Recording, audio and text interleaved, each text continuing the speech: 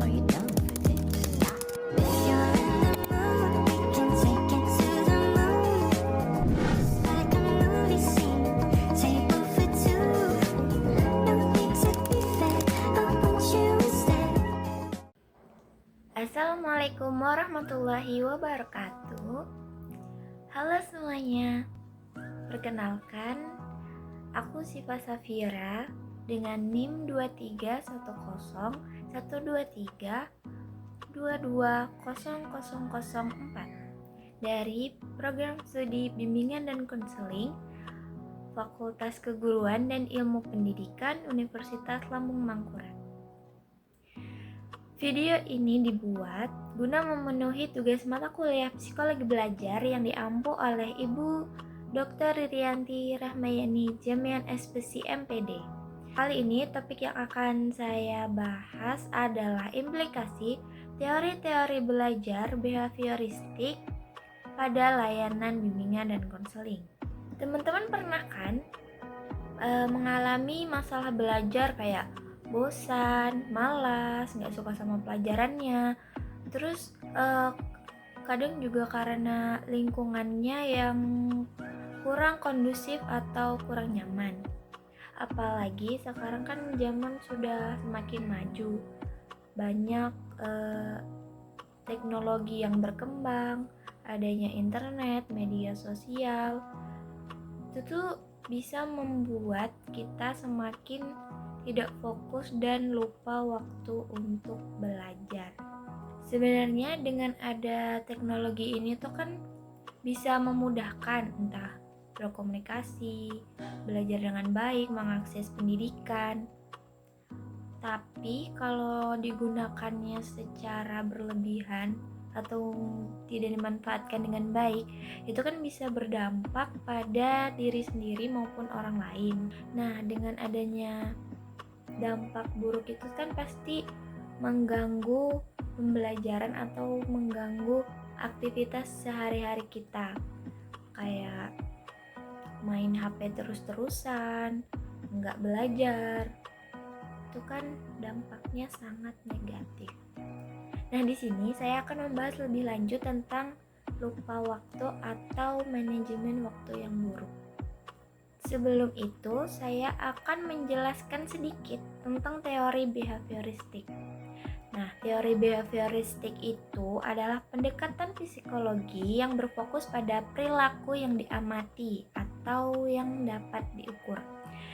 Nah, teori ini berpendapat bahwa pembelajaran terjadi ketika adanya interaksi, stimulus dan respon yang menimbulkan suatu perilaku yang dapat diamati atau bisa berubah.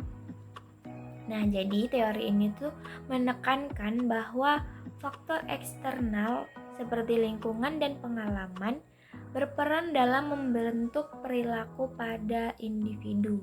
Ivan Pavlov, John B. Waston, B.F. Skinner, dan Edward Lee Thorndike adalah beberapa tokoh penting dalam teori behavioristik ini.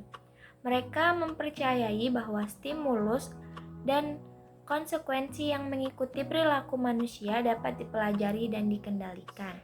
Nah, karena itu kita bisa mengidentifikasi dan menentukan perilaku negatif mana yang akan diubah atau diperbaiki.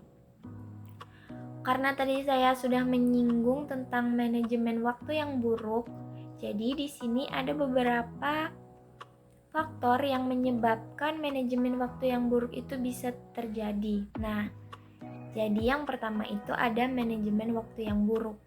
Yang kedua ada suka menunda-nunda. Yang ketiga ada kurangnya motivasi. Dan yang keempat ada kurangnya dukungan dari lingkungan sekitar. Salah satu treatment bagi seseorang yang tidak bisa memanajemen waktunya dengan baik adalah melalui pendekatan konseling behavioristik. Nah, salah satunya itu dengan teknik self-management. Teknik self-management ini sebagai media pemberian solusi agar bisa memberikan penguatan dan pengolahan diri individu secara lebih positif. Self-management ini adalah suatu jenis keterampilan yang berkaitan dengan segala bentuk upaya dan tindakan seseorang yang dilakukan secara terencana agar seseorang itu dapat memanfaatkan waktunya dengan baik.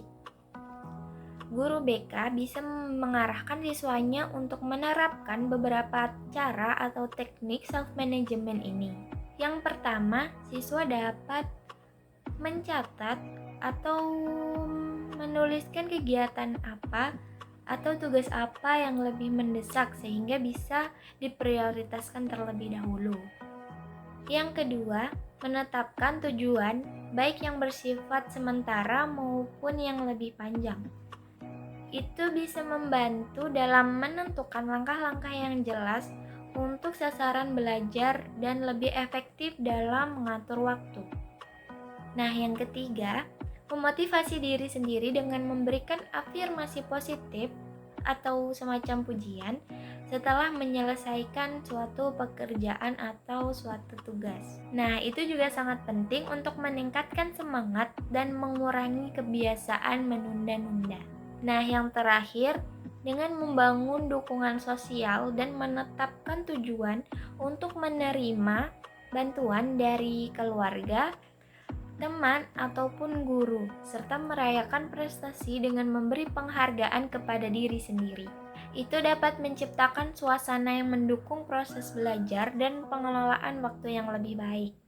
Nah, jadi kalau selesai mengerjakan sesuatu, itu harus berterima kasih kepada diri sendiri dengan self reward, entah itu beli jajan, beli es krim, atau liburan, main sama kucing, atau membaca buku.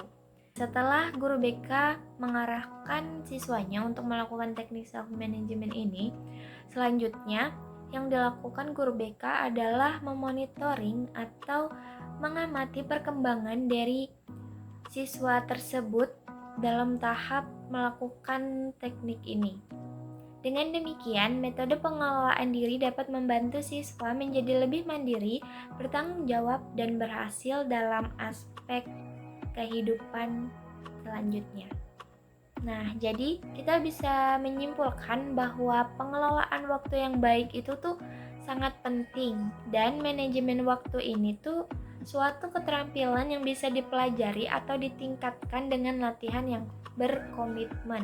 Setiap kegiatan atau hal kecil yang kita lakukan dengan manajemen waktu dengan baik, itu bisa membawa kita mencapai tujuan kita ke depannya. Jadi, tetap fokus dan konsisten untuk memanajemen waktu dengan baik, dan jangan ragu meminta bantuan jika diperlukan. Setiap orang pasti bisa memanajemen waktunya dengan baik, hanya saja yang membedakannya itu pribadi masing-masing, target yang ditetapkan, juga apa yang ingin dicapai. Jika seseorang itu konsisten dengan apa yang ingin dia capai, dia pasti akan berusaha dan memanajemen waktunya dengan baik. Dengan memanajemen waktu yang baik dan mengelola waktu yang efektif, semua orang pasti bisa mencapai prestasi yang luar biasa ke depannya. Sepertinya cukup sampai di sini penyampaian yang saya berikan. Jika ada salah atau kekeliruan, mohon dimaafkan. Terima kasih atas perhatiannya. Wassalamualaikum warahmatullahi wabarakatuh. Bye-bye.